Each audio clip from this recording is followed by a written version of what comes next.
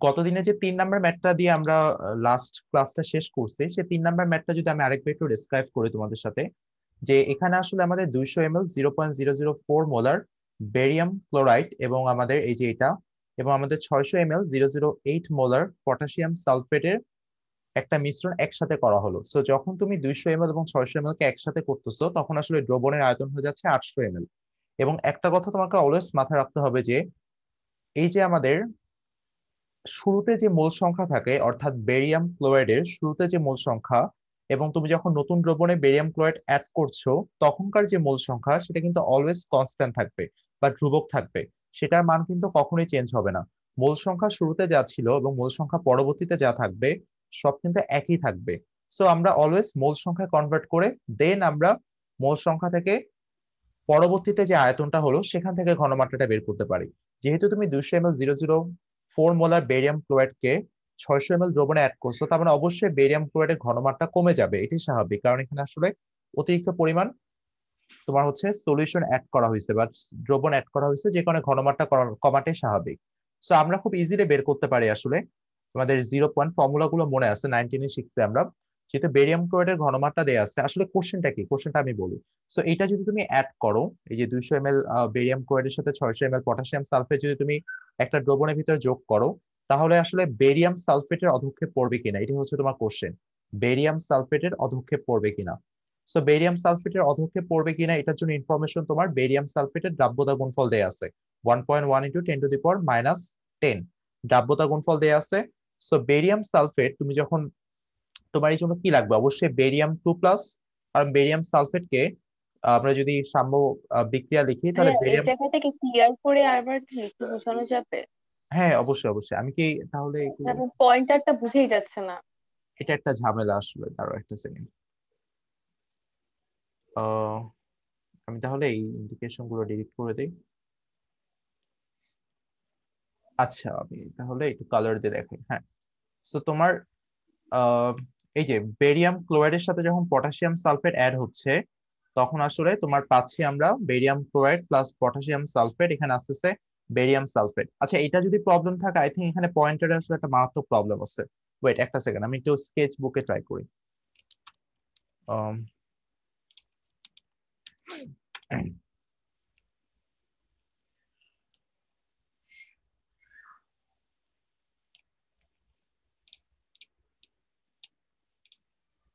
আচ্ছা, এখানে কি তোমরা পয়েন্টার দেখতেছো?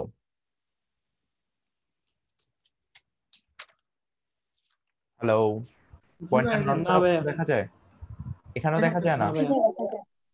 দেখা যায় ভাইয়া। একটা আগের সাদা, চেয়ে ভালো দেখা ভাইয়া যাচ্ছে। ভাইয়া জুম আউট করলে দেখা যায়। জুম আউট করলে মানে এখানে, ভাইয়া দেখা যাচ্ছে তো প্লাস চিহ্নের এখানে যে পয়েন্টারটা। পয়েন্টটা নড়তেছে, এটা তো দেখা যাচ্ছে যে পয়েন্টার একটা আছে। জি ভাইয়া দেখা যাচ্ছে।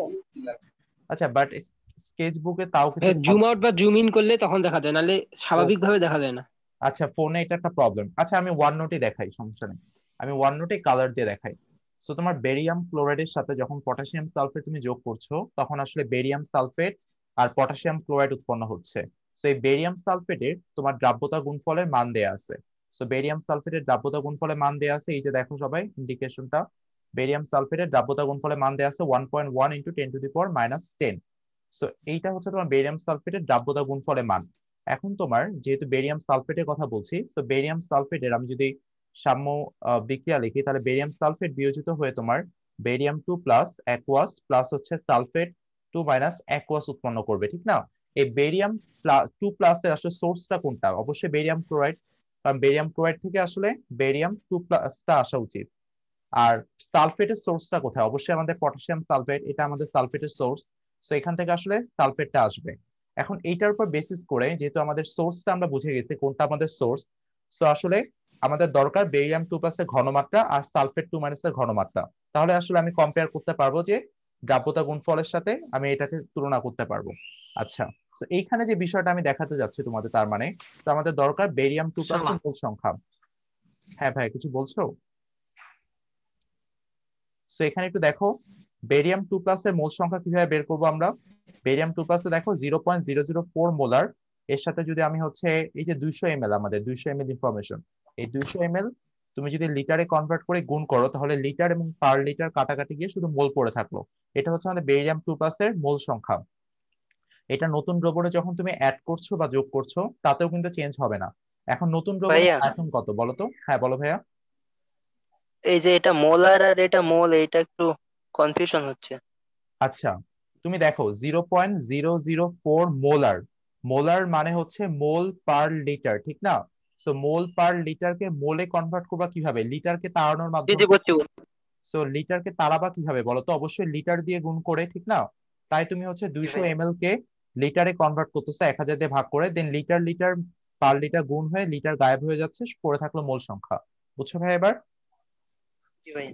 এভাবে আমরা ঘনমাত্রা থেকে মোলে যাচ্ছি। এই মোল সংখ্যাটা বেরিয়াম 2+ এর, যেহেতু দেখো তো বেরিয়াম ক্লোরাইডের সাথে আমাদের বেরিয়াম 2+ এর রিলেশনটা কি?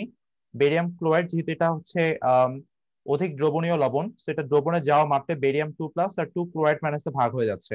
অর্থাৎ বেরিয়াম ক্লোরাইডের সাথে বেরিয়াম 2+ এর রিলেশন হচ্ছে 1:1, আর বেরিয়াম ক্লোরাইডের সাথে ক্লোরাইডের রেশিও হচ্ছে 1:2। তারপরে একটা বেরিয়াম ক্লোরাইড ভেঙে গিয়ে আমাদের একটা বেরিয়াম 2+ আর দুইটা ক্লোরাইড মাইনাস উৎপন্ন হচ্ছে।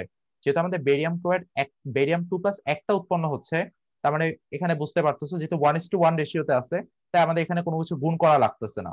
যদি 1:2 এর রেশিওতে থাকতো তাহলে কিন্তু আমাদের 2 বা 3 দিয়ে গুণ করতে হতো। যেহেতু বেরিয়াম ক্লোরাইডের সাথে বেরিয়াম 2+ 1:1 রেশিওতে আছে, তাই আমাদের কোনো কিছু গুণ করতে হচ্ছে না। ঠিক সেম ভাবে এখন দেখো বেরিয়াম ক্লোরাইডের পরবর্তী ঘনমাত্রাটা কি হবে? অবশ্যই বুঝতে পারতেছো, আমরা যেহেতু মোল সংখ্যা পাচ্ছি এবং পরবর্তীতে আয়তন হচ্ছে 200 + 600, 200 + 600 তোমার হচ্ছে 800 ml হয়ে গেছে। সো পরবর্তীতে তুমি মোলকে অবশ্যই লিটার দিয়ে ভাগ করলে তুমি মোল পার লিটারে ঘনমাত্রা পেয়ে যাবে। এটা কিসের ঘনমাত্রা পালো? বেরিয়াম 2+ এর ঘনমাত্রা। ঠিক সেম ভাবে আমরা সালফেট 2- এর ঘনমাত্রাটা বের করতে পারি পটাশিয়াম সালফেট থেকে। এখানেও দেখো পটাশিয়াম সালফেটের সাথে সালফেটের যে রেশিও 1:1 রেশিওতে আছে। তো তুমি এই ঘনমাত্রা দুইটা পেয়ে গেলা। এখন তোমাদের একটা কোশ্চেন থাকতে পারে যে ভাই এই ঘনমাত্রা দুইটাকে যদি গুণ করি তাহলে আসলে কি আসবে? এখানে একটা কথা মাথায় রাখুন, তিনটা কন্ডিশন হইতে পারে।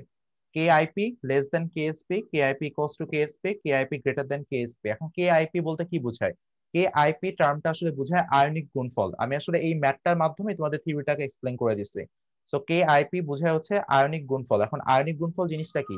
এখন আয়নিক গুণফল হচ্ছে কেএসপির মতোই একটা হচ্ছে, আমরা কেএসপি যেভাবে বের করতেছি আয়নগুলোর গুণফল যথোপযুক্ত ঘাত সহ, কেআইপি ঠিক সেরকমই। বাট কেএসপি শুধুমাত্র সম্পৃক্ত অবস্থার জন্য ভ্যালিড, এবং কেএসপি তখনই ভ্যালিড হবে যদি দ্রবণটা সাম্যাবস্থা থাকে।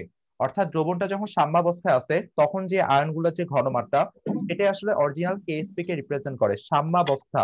আর কেআইপি সাম্যাবস্থায় পৌঁছানোর আগে হতে পারে, কিংবা সাম্যাবস্থায় পৌঁছাচ্ছে বা তোমার সাম্যাবস্থা কোনো কারণে বিগড়ে গেছে, তো সেই ক্ষেত্রে আমরা কেআইপি কে ইনক্লুড করতে পারি। বাট কেএসপি শুধুমাত্র আচ্ছা, কারো মেবি মাইক্রোফোন অন হয়ে গেছে, কাইন্ডলি অফ করো তো।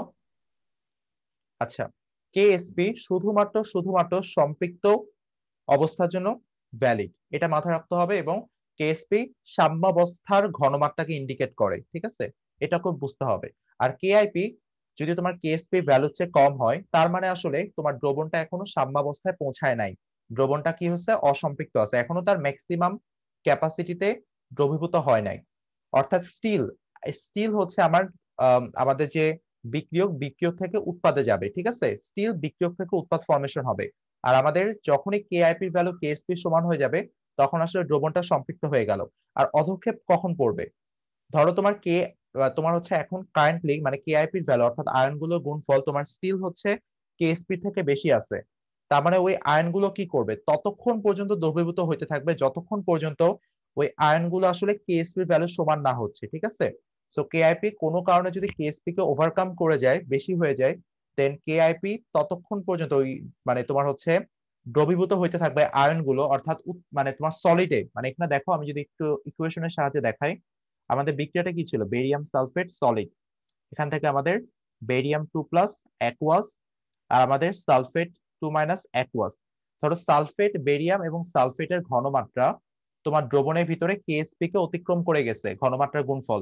তো এখানে যেটা হবে মানে তোমার হচ্ছে এই অ্যাকুয়াস সলিউশন থেকে সাম্যাবস্থা বামে সরে যাবে, অর্থাৎ আমাদের আমাদের এখানে আয়ন থেকে কঠিন ফর্মেশন হতে শুরু করবে, অর্থাৎ অধক্ষেপ পড়তে থাকবে।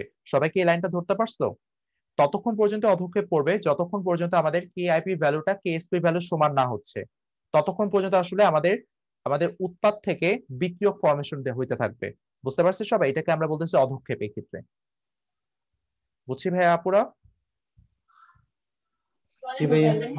কেআইপি এবং জি ভাইয়া। কেএসপির যে বিষয়টা, অর্থাৎ তার মানে আসলে কেআইপি যে কোনো অবস্থাকে বোঝায়, যে কোনো অবস্থা, জাস্ট তোমার যে সাম্যাবস্থায় পৌঁছানোর আগেও হইতে পারে, পরেও হইতে পারে, মানে তোমার হচ্ছে জাস্ট কোনো কারণে সাম্যাবস্থা বিগড়ে গেল, যে কোনো কনসেন্ট্রেশন, যে কোনো অবস্থা আমি কেআইপি বলতে পারবো। বাট কেআইপি কখন কেএসপি হবে? যদি সেটা সম্পৃক্ত দ্রবণ হয়ে যায় এবং আমাদের বিক্রিয়াটা সাম্যাবস্থায় আছে, তখন আমরা সেটা কেআইপি ইকুয়ালস টু কেএসপি বলতে পারবো, অন্য কোনো ক্ষেত্রে বলতে পারবো না। এবং কেআইপি ভ্যালু যদি কেএসপি ভ্যালু হচ্ছে কম হয়, তাহলে বুঝবো দ্রবণটা অসম্পৃক্ত। স্টিল আসলে আমাদের আমাদের যদি অসম্পৃক্ত হয়, তার মানে কি? তার মানে স্টিল আমাদের কঠিন থেকে আমাদের আয়ন তৈরি হতে থাকবে, কঠিন থেকে আয়ন তৈরি হতে থাকবে। আর দ্রবণটা যদি অতিপৃক্ত হয়ে যায়, অর্থাৎ কেআইপি ভ্যালু যদি কেএসপি কে অতিক্রম করে যায়, তখন আসলে আমাদের আয়ন থেকে সলিড ফর্ম হইতে থাকবে, মানে উল্টা দিক যেতে থাকবে, সাম্যাবস্থা বামে সরে যাবে। আর অসম্পৃক্ত হলে সাম্যাবস্থা ডানে যেতে থাকবে। মানে কেআইপি মানে স্টিল আমাদের বিক্রিয়াটা সাম্যাবস্থায় পৌঁছায়নি, ওটাকে ইন্ডিকেট করা হয় আর কি। ওই মুহূর্তে দ্রবণটা অসম্পৃক্ত। সবাই বুঝছি আমরা এটুকু? ক্লিয়ার? আচ্ছা, সবাই যদি এটুকু বুঝে থাকে, দেন আমরা তোমাকে আগেই বলছি কেআইপি ভ্যালুটা আমরা কেএসপি এর মতো করেই বের করি। তাহলে কেআইপি আমরা কেএসপি এর মতো করেই বের করলাম। তো বেরিয়াম 2 প্লাস 10⁻³ ঘনমাত্রা পেলাম, নতুন ঘনমাত্রা 800 মিলে যোগ করার পর। আর সালফেট আয়নের ঘনমাত্রা পেলাম 6 × 10⁻³ এই দুইটা ঘনমাত্রাকে গুণ করলাম, 6 × 10⁻³ চলে আসলো কেআইপি ভ্যালু। এখন কেআইপি কেএসপি এর সাথে কম্পেয়ার করো, যেহেতু কেআইপি মান কেএসপি থেকে বড়, তার মানে অবশ্যই অধক্ষেপ পড়তে থাকবে। সবাই ক্লিয়ার এ পর্যন্ত? বুঝছি আমরা? জি ভাইয়া। আয়নিক গুণফলের কনসেপ্টটা তো সবার ক্লিয়ার। আমি কিন্তু থিওরি কিন্তু আলাদা করে আলোচনা করি নাই, আমি ম্যাথের মধ্যে থিওরি আলোচনা করে দিচ্ছি এইটার। এটা কিছু রিজন আছে আসলে, এই কনসেপ্ট গুলো তোমাদের যদি আলাদা আলাদা করে থিওরি পড়াই, এটা মানে তেমন আসলে বোঝা যায় না যে এই জিনিসগুলো আসলে কি মিন করতেছে। আমরা নেক্সট আরো কিছু ম্যাথ করার পর তোমাদের কনসেপ্ট গুলো আরো ক্লিয়ার হবে। এখন কারো কোনো কোশ্চেন এই পর্যন্ত?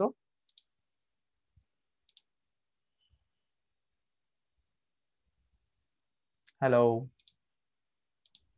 কেউ কিছু না বলতে ভাইয়া। চাও? না ভাইয়া। আচ্ছা, সবাই আশা করি বুঝতে পারছো। এবার একটা ম্যাথ করাই, লাস্টের দিকে তোমাদের একটা ম্যাথ করতে দিব, যেটা জেইই অ্যাডভান্স 2013 এর কোশ্চেন, অর্থাৎ ইন্ডিয়ান অ্যাডমিশন টেস্টের কোশ্চেন। এই কনসেপ্ট গুলো ভালো করে একটু দেখো, তাহলে আশা করি তোমরা সবাই ওই কোশ্চেনটা সলভ করতে পারবা। আচ্ছা, সো 3টা ম্যাথ দেখলাম আমরা, এখন আসি 4 নাম্বার ম্যাথটা। এই ম্যাথের মধ্যে আসলে আমি কমন অ্যান্ড ইফেক্ট বা আসলে সময়ান প্রভাবের কনসেপ্টটা ঢুকাই দিতেছি এই ম্যাথটার ভিতরে। সো এই ম্যাথটা একটু ভালো করে দেখো, অনেক কনসেপচুয়াল ম্যাথ। আচ্ছা, স্যার ভাইয়া গত ক্লাসে হ্যাঁ কি বলো। তুমি 3 নাম্বার ম্যাথ পর্যন্ত করেছিলে? হ্যাঁ হ্যাঁ, 3 নাম্বার ম্যাথ পর্যন্তই করাইছি লাস্ট ক্লাসে। আমার ইচ্ছা ছিল আরো কয়েকটা ম্যাথ করানো, বাট তোমরা কেউ ছিল না ক্লাসে। ক্লাসে পার্টিসিপেন্টস অনেক কম হয়ে গেছিল, ওই জন্য আর কন্টিনিউ করি নাই। তো তোমরা ট্রাই করবা, সবাই অ্যাটলিস্ট ট্রাই করবা যে লাইভ ক্লাসটা করা, না হলে আসলে ক্লাস নিয়ে মজা পাওয়া যায় না। তুমি তো বুঝতেই পারতেছো, ক্লাসে পার্টিসিপেন্ট যদি কম হয়, তাহলে আসলে খুবই বিরক্ত লাগে ক্লাস নিতে। ইন্টারাকশনটা থাকে না, মনে হচ্ছে যে আমি বসে বসে একা একা রেকর্ডিং করতেছি ক্লাস। সিলভার ক্লোরাইডের দ্রাব্যতা কত হবে? আচ্ছা, আমি কোশ্চেনটা একটু সুন্দর করে সাজিয়ে লিখি। 6.5 × 10⁻³ মোলার AgNO3 দ্রবণে আমাদের সিলভার ক্লোরাইডের দ্রাব্যতা কত হবে? দ্রাব্যতা কত হবে? আচ্ছা, সো এই যে দেখো, একটা মানে এক্সট্রা পার্ট যুক্ত হয়ে গেছে। তোমাদের এতদিন আমি করাচ্ছিলাম আসলে সিলভার ক্লোরাইডের দ্রাব্যতা গুণফল দেওয়া ছিল, সেখান থেকে দ্রাব্যতা বের করছে, একদম সহজ ছিল। সিলভার ক্লোরাইডের দ্রাব্যতা গুণফল দেওয়া ছিল, এখন দ্রাব্যতা বের করা একদম। যেহেতু সিলভার ক্লোরাইড, তার মানে এটা দ্রাব্যতা বা দ্রাব্যতা গুণফল কেএসপি হচ্ছে S²। দেন আমরা রুট করলে আসলে দ্রাব্যতা পেয়ে যাই। বাট এখানে আসলে টুইস্টটা, যে আমাদের সিলভার নাইট্রেট আয়নের কাজ, মানে সিলভার নাইট্রেট দ্রবণটার আসলে কাজটা কি, এটাই আসলে এখানকার মেইন টুইস্ট। সো এখানে আমাদের আগের মতোই সিলভার ক্লোরাইডের দ্রাব্যতা গুণফল দেয়া আছে, কেএসপি ভ্যালু দেয়া আছে 1.6 × 10⁻10। সো এই কোশ্চেনটারই দুইটা পার্ট হতে পারে। একটা পার্ট হতে পারে যে সিলভার ক্লোরাইডের দ্রাব্যতা বের করো জলীয় দ্রবণে, দেন সিম্পল আমরা জাস্ট S = √ওভার আমাদের কেএসপি হবে, কারণ কেএসপি ইকুয়েশন আমরা জানি S², আর ভ্যালু দেয়া আছে 1.6 × 10⁻10। ঠিক আছে, এখানে রুট করলে তুমি দ্রাব্যতা পেয়ে যাবে। হ্যাঁ বলো ভাইয়া। কেএসপিটা কি কার, ওইটা কি বলা আছে?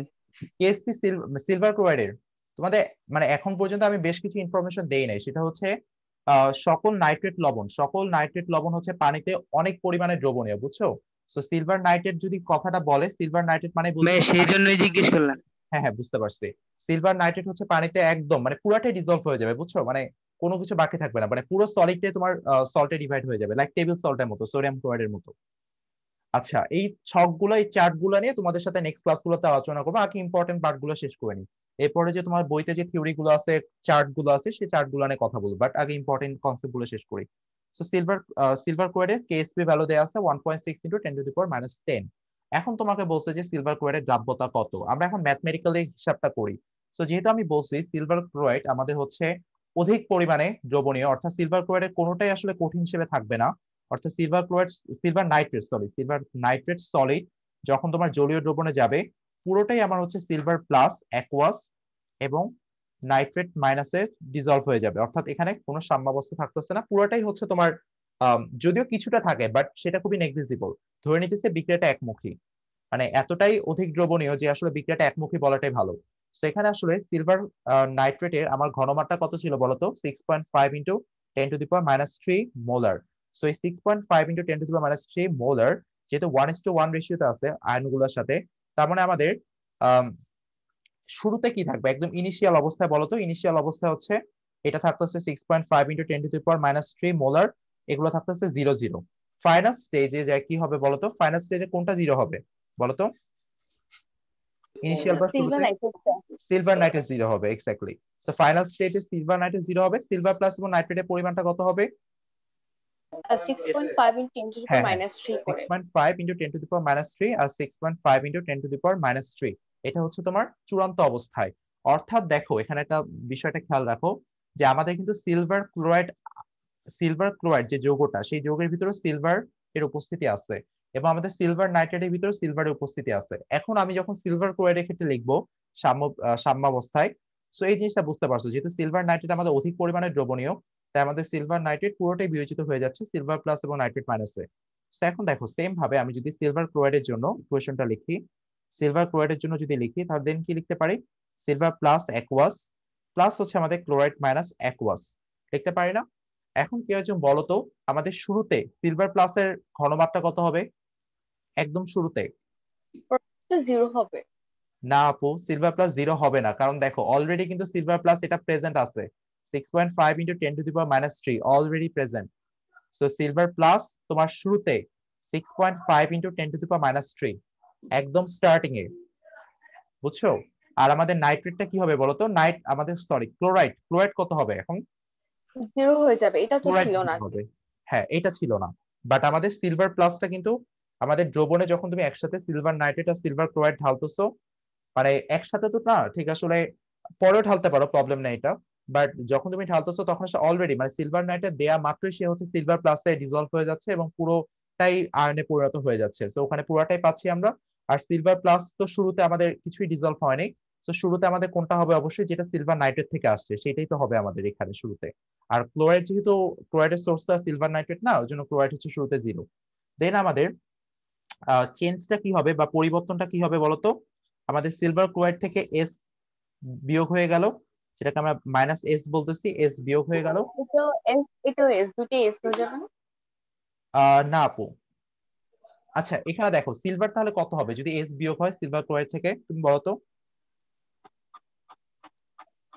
আরেকবার। ওইটা মাইনাস এস, ওইটা মানে মাইনাস এস 6.5। এরকম হওয়া উচিত না আসলে এখানে, বলো তো? মানে এটার সাথে প্লাস এস, আবার এটার সাথে 0 হ্যাঁ হ্যাঁ, প্লাস এস। এক্স্যাক্টলি, আর এটা শুধু এসি হবে, এবার ঠিক আছে। সো এটা শুধু এসি হবে। সো এইটার ক্ষেত্রে তোমার কি হবে? 6.5 ইন্টু 10⁻³ এর সাথে তোমার এসটা যোগ হলো, আর তোমার ক্লোরাইডের সাথে ক্লোরাইড শুধু এসি হবে, কারণ ক্লোরাইড তো শুরুতে 0 ছিল। সো এরপরে আমরা কি লিখতে পারি বলতো? এখান থেকে আমরা আসলে কেএসপি ইকুয়েশনটা লিখতে পারি না। তোমাদের একটা কথা মাথায় রাখো, অলওয়েজ মাথায় রাখবা যে আসলে কেএসপি এর ভ্যালু শুধুমাত্র তাপমাত্রার উপর নির্ভরশীল। তুমি এখানে যত বেশি কেএসপি ভ্যালু কখনো আসলে তোমার আয়নগুলোর শুরুতে যে ঘনমাত্রা ছিল তার উপর ডিপেন্ড করে না, বুঝছো? আয়নগুলো শুরুতে যে ঘনমাত্রা ছিল তার উপর কখনোই কেএসপি ভ্যালু ডিপেন্ড করে না, কেএসপি ভ্যালু শুধুমাত্র তাপমাত্রার পরিবর্তনের সাথে চেঞ্জ হয়। তো এখানে কেএসপি ভ্যালু আমার সেমই থাকবে, বাট আমাদের আয়নগুলো স্টিল তো আমাদের সিলভার প্লাস এবং হচ্ছে ক্লোরাইড মাইনাস, এটাই তো অ্যাকুয়াস, এই দুইটা গুণফল। সো সিলভার প্লাসের ঘনমাত্রা আমরা কত পেলাম? সিলভার প্লাসের ঘনমাত্রা পেলাম 6.5 × 10⁻³ প্লাস এস, আর আমাদের ক্লোরাইড মাইনাসের ঘনমাত্রা কত পেলাম, এস। এটাই তো, ঠিক না? সবাই বুঝছি এ পর্যন্ত? জি ভাইয়া।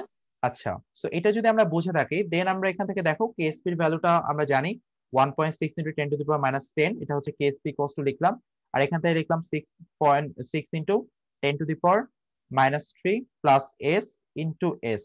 এখন তোমরা একটা কাজ করতে পারো, তোমার ক্যালকুলেটরে হচ্ছে পুরো ইকুয়েশনটা তুলে ফেললা, অর্থাৎ ক্যালকুলেটরে তোমরা এস দিতে পারবে না, এখানে এস এর জায়গায় এক্স দিলা, এই এস এর জায়গায় এক্স দিলা, দেন ক্যালকুলেটর তুলে যদি তুমি হচ্ছে শিফট সলভ দাও, তাহলে এস এর ভ্যালুটা চলে আসবে, কোনো সন্দেহ নাই এখানে।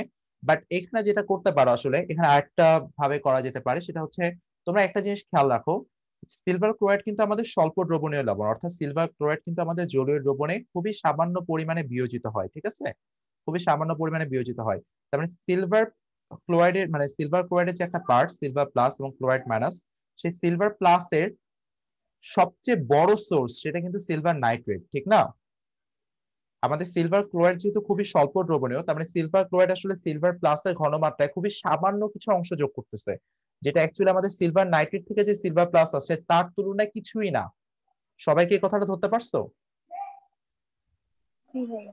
আচ্ছা, সো এইটা যদি সবাই বুঝে থাকো, তাহলে আমরা এখানে কি লিখতে পারি বলতো?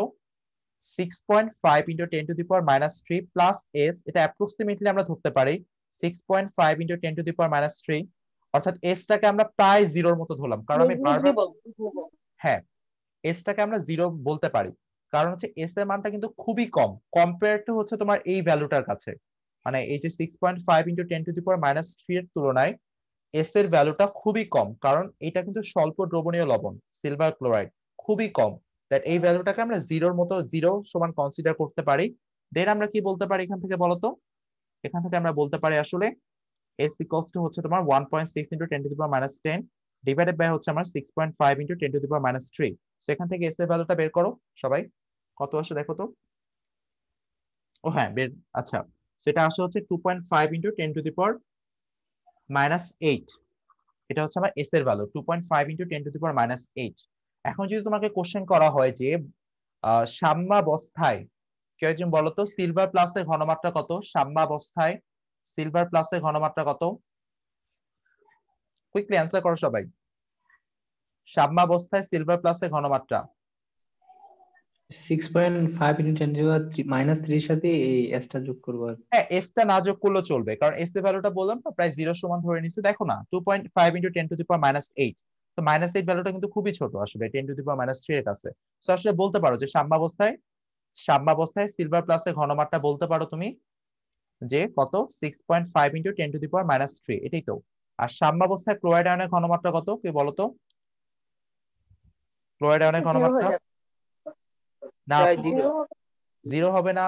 2.5 into 10 2.5 × 10⁻8। হ্যাঁ, এই যে সাম্যাবস্থায়, এই যে দেখো সাম্যাবস্থায় এই যে প্লাস এস, এটা কিন্তু আমার সাম্যাবস্থায় ক্লোরাইড আয়ন, সেটা কিন্তু জিরো হবে না, এখানে তুমি জিরো মোটেও লিখতে পারবে না।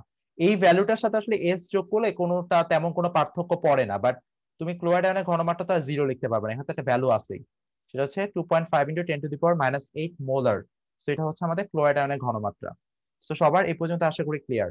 এখন তোমরা আমাকে বলো তো আসলে আমাদের ওই যে সিলভার নাইট্রেট সলিউশনে সিলভার ক্লোরাইডের দ্রাব্যতা কত, এটা বলো। কি বলেন ভাই, শুনতে পেলে আরেকবার। সিলভার নাইট্রেট সলিউশনে সিলভার ক্লোরাইডের দ্রাব্যতা আমরা কত বের করলাম তাহলে?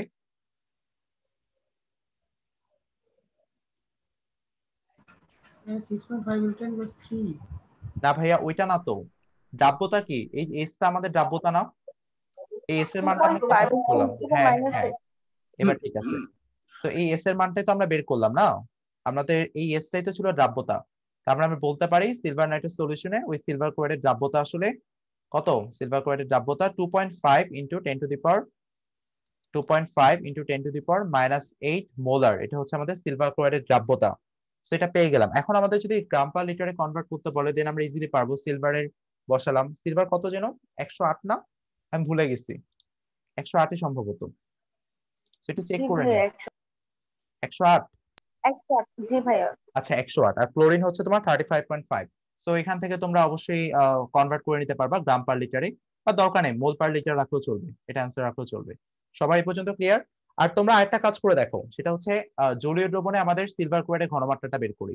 সো জলীয় দ্রবণে এস স্কোয়ার ইকুয়ালস টু কি হবে 1.6 into 10 to the power minus 10। সেখান থেকে এস এর ভ্যালু বের করো, root over 1.6 into 10 to the power minus 10। So ভ্যালুটা কত আসে দেখো তো, 1.6 ইন্টু 10 জলীয় দ্রবণে আমি বলতেছি, এখানে সিলভার মানে সিলভার নাইট্রেট নাই, এটা জলীয় দ্রবণ। 1.26 into 10 to the power minus 5. হ্যাঁ, এটা আসতেছে তোমার সিলভার ক্লোরাইডের ঘনমাত্রা, সিলভার ক্লোরাইডের দ্রাব্যতা আসতেছে জলীয় দ্রবণে। এখানে কিন্তু তোমার সিলভার নাইট্রেট নাই, এটা জলীয় দ্রবণ, সিলভার নাইট্রেট এখানে কিন্তু নাই। সো একটু কম্পেয়ার করো তো দুইটা দ্রাব্যতার মধ্যে কোন দ্রাব্যতাটা কম, পরেরটা নাকি আগেরটা? মানে পরেরটা সিলভার নাইট্রেট দ্রবণে না? জি ভাইয়া। তার মানে কি দেখলা, ম্যাথমেটিক্যালি কি দেখলা, দ্রাব্যতা হ্রাস পাইছে না? জি ভাইয়া। অর্থাৎ সময়ায়ন প্রভাবের কারণে দ্রাব্যতা হ্রাস পায়, এটা আমরা ম্যাথমেটিক্যালি দেখলাম, স্টিল আমরা থিওরিটিক্যালি কিন্তু দেখি নাই। এখন থিওরিটিক্যাল কিছু বিষয় নিয়ে কথা বলবো, বাট ম্যাথমেটিক্যাল আইডিয়াটা তো ক্লিয়ার যে দ্রাব্যতা হ্রাস পাচ্ছে। এখানে সময়ায়ন প্রভাব কেন বলছি, কারণ এখানে দেখো আমাদের সিলভার নাইট্রেট থেকে একটা পার্ট আসতেছে যেটা আমাদের সিলভার প্লাস, যেই পার্টটা আমাদের আসলে সিলভার ক্লোরাইডের সিলভারের সাথে একই, মানে একই জিনিস। সিলভার ক্লোরাইড থেকে যে সিলভার আসতেছে সমান, মানে একই আয়ন আর কি। তো এই সিলভার প্লাসের কারণে যেটা আসলে সিলভার নাইট্রেট থেকে আসতেছে, সেই সিলভার প্লাসটা আসলে সিলভার ক্লোরাইডের দ্রাব্যতাটাকে কমায় দিছে। হ্যাঁ বলো ভাইয়া। ভাইয়া আমি না একটা কথা বুঝতে পারি, মানে s square is equals to 1.6 to 10 to the power minus 10 কেন লেখা হলো? কোনটা আপু আরেকবার বলো তো। ভাইয়া জলীয় দ্রবণের ব্যাপারটা। আচ্ছা, জলীয় দ্রবণে এস স্কোয়ার ইকুয়ালস টু, ও হ্যাঁ হ্যাঁ হ্যাঁ, জলীয় দ্রবণে কি হলো, মানে জলীয় দ্রবণে তোমার সিলভার ক্লোরাইড তোমার যখন হচ্ছে বিয়োজিত হবে, সিলভার প্লাস আর হচ্ছে তোমার ক্লোরাইড মাইনাস, সেখান থেকে যদি এস পরিমাণ বের হয়, এখানে এস এবং এখানে এস উৎপন্ন হবে। এখন তোমার কেএসপি ইকুয়েশনটা কি হবে বলো তো, সিলভার আচ্ছা প্লাস, ভাইয়া, বুঝতে পেরেছি হ্যাঁ হ্যাঁ ওইভাবে s আর কি, square হয়ে যাবে। হ্যাঁ ওইভাবে লিখছি আর কি। বা তোমাদের লাস্ট ক্লাসে কিন্তু একটা শর্টকাট নিয়ে কথা বলছে, 1 টু দি পাওয়ার মানে x two the power x, y two the power y, s into x two the power x, মানে শর্টকাটটা কি ছিল, x two the power x, y two the power y, y s to the into, y s to the power x plus y. হ্যাঁ exactly, এটা ছিল আমাদের সেই শর্টকাটটা। অর্থাৎ আমরা বলতে পারি সিলভারের যেহেতু সহগ 1, তাই 1 টু দি পাওয়ার 1, ক্লোরিনের সহগ 1, 1 two the power 1, s two the power 1 plus 1, so s স্কয়ারই আসছে আলটিমেটলি। সো আমরা আমাদের অন্য যে সলভ গুলো আছে সেই সলভ গুলোর ক্ষেত্রে আমরা এইভাবে বের করতে পারি। সো ম্যাথমেটিক্যাল আইডিয়া ক্লিয়ার সবার কিভাবে আমরা করলাম? এখন তোমাদের একটা প্রবলেম দিচ্ছি, তোমরা নিজেরা সলভ করো। সবাই বুঝছি এ পর্যন্ত? হ্যাঁ, সবাই রেসপন্স করি কাইন্ডলি, কারণ জি ভাইয়া। আচ্ছা সবাই কথা বলি, সবাই আনমিউট করি একসাথে। কি হলো, সবাই কি ঘুমায় পড়লো নাকি? সবাই রেসপন্স করো। জি ভাই বুঝছি। ওকে ঠিক আছে, সো এখন যদি কিন্তু সবাই, এগুলা এই ক্যালকুলেশন গুলো একটু মানে হ্যাঁ ভেজাল লাগতেছে যে ক্যালকুলেশন কোন গুলো সময় একটু কোনটা নিয়ে করবো। ভেজাল, এই জন্য তোমাদের হচ্ছে একদম ভেঙে ভেঙে দেখাচ্ছি, বইতে কিন্তু এত ডিটেলস তোমাদের ক্যালকুলেশন গুলো করে নাই, স্টেপ গুলো ভাবে বোঝা যায় না বই থেকে আসলে। আর ওই জন্য তোমাদের একদম ডিটেল স্টেপ বাই স্টেপ করাচ্ছি, যেন তোমরা আসলে ফিল করতে পারো যে আসলে বিষয়গুলো কিভাবে কাজ করতেছে। এখন তোমরা একটা কোশ্চেন সলভ করে দেখাও, যে কোশ্চেনটা আসছে তোমার জেইই অ্যাডভান্স 2013 এ, অর্থাৎ জয়েন্ট এন্ট্রান্স এক্সাম ইন্ডিয়ার অ্যাডমিশন টেস্ট, তোমার হচ্ছে 2013 এর কোশ্চেন। সো এটা সলভ করো। আমাদের সিলভার ক্রোমেট, সিলভার ক্রোমেটের দ্রাব্যতা বের করতে হবে তোমাকে। দ্রাব্যতা কত হবে? আচ্ছা আমি আরেকবার কোশ্চেনটা একটু গুছাই দেই তোমাদের। 0.1 মোলার সিলভার নাইট্রেট, সিলভার নাইট্রেটে তোমার হচ্ছে সিলভার ক্রোমেটের দ্রাব্যতা, দ্রাব্যতা কত হবে? এটা হচ্ছে কোশ্চেন, যেখানে তোমার কেএসপি ভ্যালু দেয়া আছে 1.1 into 10 to the power minus 12, এটা হচ্ছে তোমার কেএসপি ভ্যালু। আমি কোশ্চেনটা আরেকবার ক্লিয়ার করছি। 0.1 মোলার, 0.1 মোলার সিলভার নাইট্রেটে আমাদের সিলভার ক্রোমেটের দ্রাব্যতা কত হবে, যেখানে মানে দ্রাব্যতা কত হবে যেখানে কেএসপি ভ্যালুটা তোমার দেয়া আছে, অবশ্যই কার দেয়া আছে তোমাদের আগেই বলছে, যেহেতু সিলভার নাইট্রেট আমাদের অধিক দ্রবণীয় লবণ, তাই সিলভার নাইট্রেটের দ্রাব্যতা আমি মোটেও দিব না, এখানে অবশ্যই তোমার সিলভার ক্রোমেটের দ্রাব্যতা দেয়া আছে, দ্রাব্যতা গুণফল দেয়া আছে কেএসপির মান, এটা সিলভার ক্রোমেটের। সবাই কোশ্চেনটা বুঝছো? কোশ্চেনটা ক্লিয়ার সবার? জি ভাইয়া। আচ্ছা এখন তোমরা সলভ করো। আমি তোমাদের 5 মিনিটের মতো সময় দিচ্ছি, আমি তাহলে মিটিংটা এখন এন্ড করে দিচ্ছি। আমি 5 মিনিটের মধ্যে তোমাদের গ্রুপে আবার একটা সেম লিংকে তোমরা জয়েন করবে, ঠিক আছে? আমি যখন বলবো গ্রুপে তোমরা একটু ট্রাই করো ম্যাথটা। আমি ঠিক 5 মিনিটের মধ্যে তোমরা আবার গ্রুপে সেম লিংকে জয়েন করবা, বুঝতে পারছো সবাই? আমরা আবার ক্লাস কিন্তু কন্টিনিউ হবে, তোমাদের জাস্ট একটু টাইম দিচ্ছি করার জন্য। সবার ক্লিয়ার কি বলছি আমি? ওকে ভাইয়া। সবাই আবার সেম লিংকে জয়েন করবা, আমি বলবো যখন তখন জয়েন করিও, ঠিক আছে? তাহলে এই ম্যাথটা সবাই ট্রাই করো। ওকে।